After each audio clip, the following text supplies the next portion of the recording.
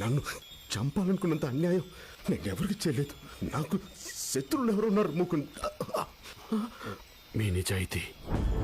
Hello guys, welcome to Suman talks. మరి దిల్ రాజు అయితే రీసెంట్గా గేమ్ చేంజర్ గురించి, చరణ్ గారి గురించి కొంచెం మాట్లాడడం జరిగింది. మాట్లాడడం అంటే మామూలుగా కాదు, ఎందుకు అసలు అవసరమా అనే విధంగా మాట్లాడాడు. దిల్ రాజు అనే కాదు, దిల్ రాజు తమ్ముడు ఉంటాడు కదా సిరీస్, ఆయన కూడా ఒక ఇంటర్వ్యూలో మాట్లాడడం జరిగింది. అసలు ఎందుకు ఇన్ని రోజులు అయిపోయినా, ఇన్ని నెలలు జరిగిపోయినా ఎందుకు ఒక పర్సన్ని అంతలా టార్గెట్ చేస్తున్నారు, ఈ విషయంలో మాట్లాడుకోవాలి మనము. అయితే మొదట ఇక్కడ ఏం జరిగింది అంటే, వీళ్ళిద్దరు మాట్లాడుతున్న వీడియో ఒకసారి మీకు చూపిస్తాను, చూడండి. ఫస్ట్ దిల్ రాజు చూడండి. అంటే నాకు ఎప్పటి నుంచో లోపల అది బాధ ఉందండి. బాధ ఏంటంటే మనం లైఫ్లో ఫాల్స్గా బతకడం అలవాటు అవుతే అదే గ్రో అవుతూ ఉంటుంది. అసలు యాక్చువల్గా పవన్ కళ్యాణ్ గారి కోసం రాసుకున్న story game changer.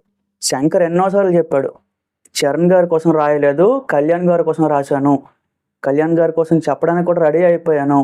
So first ప్రొడ్యూసరే చెప్పాలి కాబట్టి ప్రొడ్యూసర్కి ఇట్లా అనుకుంటున్నాను సార్ అని ఒక స్టోరీ లైన్ చెప్పాను దిల్ రాజుకి. దిల్ రాజు మాత్రం ఏమన్నాడంటే, కళ్యాణ్ గారితో కాకుండా చరణ్ గారితో ఈ స్టోరీ చేద్దాం బాగుంటుంది అని ఫస్ట్ ఐడియా, ఆ విత్తనం నాటింది దిల్ రాజు. ఈవెన్ ఎప్పటికీ లైవ్ ప్రూఫ్లు ఉంటాయి, మరి యూట్యూబ్లో కావాలంటే కొట్టండి. అలాంటిది ఎక్కడో కళ్యాణ్ గారి కోసం రాసుకున్న స్టోరీని బలవంతంగా చరణ్ గారి దగ్గర తీసుకెళ్ళడం జరిగింది.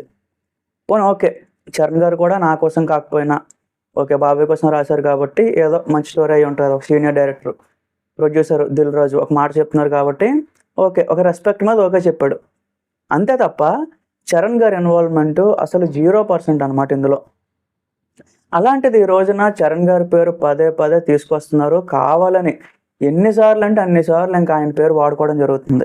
ఇప్పుడు ఏంటి వీళ్ళకి కావాలి, తమ్ముడు సినిమా రిలీజ్ అవుతుంది నిండుతుంది, ఆ సినిమా కోసం కొంచెం అందరూ మాట్లాడుకోవాలి అంటే ఏ టాపిక్ దొరకట్లేదు. ప్రమోట్ చేయడానికి కూడా ఇంకేం విషయం లేదు. ట్రైలర్ కూడా అట్టర్ ఫ్లాప్ ట్రైలర్, అది తమ్ముడు సినిమా. అసలు అదేమీ బాగాలేదు, నాకైతే నచ్చలేదు అనమాట. మరి సినిమాకి ఒక మీటర్ కావాలి కదా, సినిమాకి మార్కెట్లోకి వెళ్ళాలంటే ఒక పాయింట్ కావాలి కదా, అసలు ఏ విషయం గురించి మాట్లాడుతున్నారు ఏంటి, అలాంటప్పుడే తీసుకొస్తున్నారు చరణ్ గారి టాపిక్.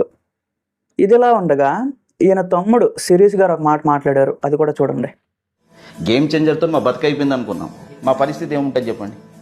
మరి మేము ఎవరికి చెప్పుకోవాలా? ఎవరైనా వచ్చి మాకు త్యాగాలు చేస్తారా? గేమ్ చేంజర్ ఫ్లాప్ అయింది, హీరో వచ్చి మాకు ఏమైనా హెల్ప్ చేశాడా, డైరెక్టర్ వచ్చి మాకు ఏమైనా హెల్ప్ చేశాడా? కనీసం ఒక కట్టసి కన్నా ఎలా ఉన్నారు మీరు ఏంటి అని కూడా ఎవరు అడగల. అదే మీరు ఆఫీసర్ ఫోన్ చేసి అడుగుతారు కదా, ఎవ్వరూ అడగల. ఎందుకు ఫోన్ చేయాలయ్యా? అసలు ఎందుకు ఫోన్ చేయాలి ఒక్క మాట చెప్పు. అంటే దిల్ రాజు, అదే మీ ప్రొడక్షన్, మీ అన్నయ్య మీరు సంక్రాంతికి వస్తున్నామనే సినిమా తీశారు. సో చాలా ఒక 3-4 సినిమాలు వచ్చినాయి 2022 నుంచి ఈ రోజు దాకా. బట్ చరణ్ గారు ఏంటి, RRR రిలీజ్ అయిపోయిన తర్వాత ఆచార్య అనే సినిమా, ఓకే అది గెస్ట్ అపీరెన్స్, పెద్ద అది మ్యాటర్ కాదు. RRR అయిపోయిన వెంటనే మీ సినిమాకి అయితే షిఫ్ట్ అవ్వడం జరిగింది. 3 సంవత్సరాలు ప్రైమ్ టైం, అది కూడా గ్లోబల్ స్టార్ రేంజ్ ఉన్న ఒక హీరోతో మీరు తీసే స్క్రిప్ట్ లాంటిది అని తెలియక ఓకే చేశాడు అనమాట. అయితే అన్ని రోజులు అన్ని సంవత్సరాలు డెడికేట్ చేస్తే మీరు ఇచ్చే స్క్రాప్లో సినిమా, అలాంటి సినిమాని తీసుకొచ్చి మళ్ళీ ఈ రోజున చరణ్ గారి కోసం ఏ రకంగా మాట్లాడడం అస్సలు కరెక్ట్ కాదు. అసలు ఎందుకు ఫోన్ చేయాలి చెప్పండి, ఒక్క మాట చెప్పండి. అసలు కంప్లీట్గా బ్లాక్ చేసేసినా నాకు తప్పలేదేమో. అంత అగైన్ చెప్తున్నా కదా, ఫ్యాన్స్గా ఎంతమంది సఫర్ అయ్యారో, అసలు ఏం ఎక్స్పెక్టేషన్స్ పెట్టుకొని వెళ్ళారు, మొత్తం ఫెయిల్ అయిందనమాట. రామచమచ్చాలో ఆ ప్రొడక్షన్ వాల్యూస్ కానీ లేకపోతే చాలా విషయాల్లో మైనస్ ఉంది సినిమా.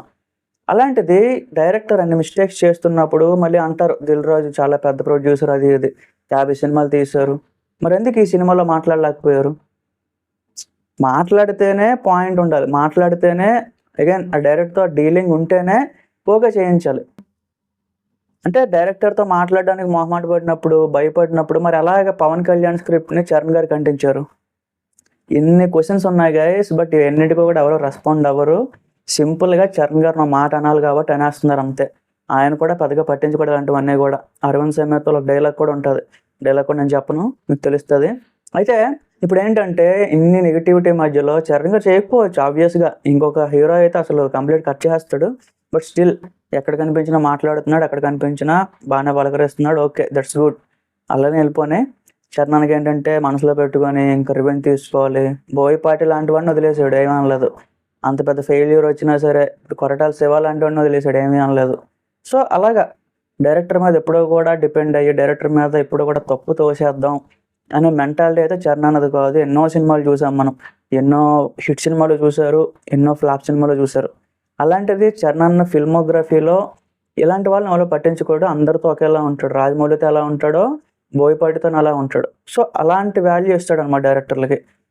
అంతే గైస్, ఈ విషయం మీద ఇంకెక్కువ మాట్లాడిన వేస్ట్. నా వరకు కూడా ఈ కాంట్రవర్సీ వీళ్ళనంత వేగంగా ఆపేస్తే మంచిది. చరణ్ కూడా తన ఫోకస్ ఏదో తను చేసుకుంటాడు. పెద్ది అనేది కానంత వరకు ఇలాంటి చాలా స్టేట్మెంట్లు వస్తూ ఉంటాయి, నెగిటివ్ మాటలు వస్తూనే ఉంటాయి. మన గ్లిమ్స్తో సగం మంది నోరు మూయించాడు కదా, రేపు పొద్దున్న సినిమా రిలీజ్ అయిన తర్వాత ఇంకొంతమంది నోరు అయితే మూయించడం రెడీ అవుతున్నాడు. ఫిక్స్ అయిపోండి. పెద్దతో all India wide, in fact world wide అని కూడా చెప్పగలను, ఒక మోత మోగిపోద్ది అనమాట. సో అది guys, stay tune for the next update. Thank you.